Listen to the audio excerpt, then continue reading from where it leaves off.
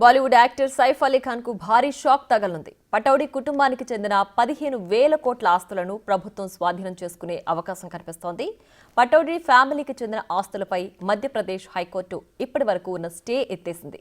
Enemy property 1968 చట్టం కింద ఆస్తులను స్వాధీనం చేసుకోనుంది. ఈ చట్టం ప్రకారం పాకిస్తాన్కు వలస వెళ్లిన వ్యక్తులకు చెందిన ఆస్తులను ప్రభుత్వం స్వాధీనం చేసుకోవచ్చు. అయితే మధ్యప్రదేశ్ హైకోర్టు సింగిల్ బెంచ్ విచారణలో భాగంగా 2024 డిసెంబర్ 13న అప్పీలేట్ అథారిటీ ముందు తమ వాదనలు వినిపించాలని ఆదేశించింది.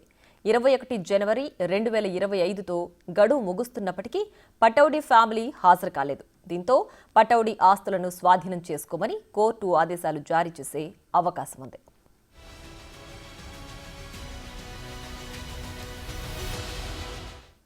ముంబైకి చెందిన ఎనిమీ ప్రాపర్టీ కస్టోడియన్ ఆఫీస్ 2015లో భోపాల్ నవాబుకు చెందిన భూమిని ప్రభుత్వ ఆస్తిగా పేర్కొంది.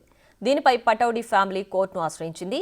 ఈ కేసులో పటౌడీ కుటుంబం నుంచి సైఫ్ అలీ ఖాన్, తల్లి షర్మిలా ఠాగూర్, సిస్టర్స్ సోహా అలీ ఖాన్, సబా అలీ ఖాన్లతో పాటు మన్సూర్ అలీ ఖాన్ సోదరి సబిహా సుల్తాన్ హాజరయ్యారు.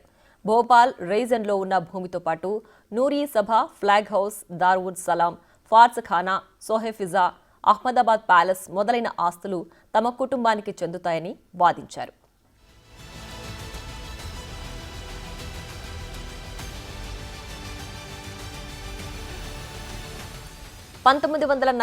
లో భోపాల్ ప్రిన్స్ లీ స్టేట్గా ఉండేది.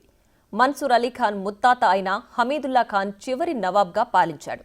నవాబ్ హమీదుల్లా ఖాన్కు ఉన్న ముగ్గురు కూతుళ్లలో పెద్ద కూతురు అబిదా సుల్తాన్ 1950లో పాకిస్తాన్కు వలస వెళ్లింది. రెండో కూతురు సాజిదా సుల్తాన్ ఇండియాలోనే ఉండిపోయింది. నవాబ్ ఇఫ్తికార్ అలీ ఖాన్ పటౌడీని వివాహం చేసుకుంది. వీరి మనమడే సైఫ్ అలీ ఖాన్. అయితే ఈ ప్రాపర్టీలకు సాజిదా సుల్తాన్ వారసురాలిగా, ఆమె వారసుడిగా సైఫ్ అలీ ఖాన్ కోర్టు 2019లో గుర్తించింది. కానీ అబిదా షసుల్తాన్ పాకిస్తాన్కు వలస వెళ్లడంతో వారిని ప్రభుత్వ ఆస్తులుగా పరిగణించాలని సంస్థలంటుంటే ఆ ఆస్తులకు కూడా వారసులం తామేనని, ప్రభుత్వం స్వాధీనం చేసుకోవడానికి వీల్లేదని వాదిస్తున్నారు.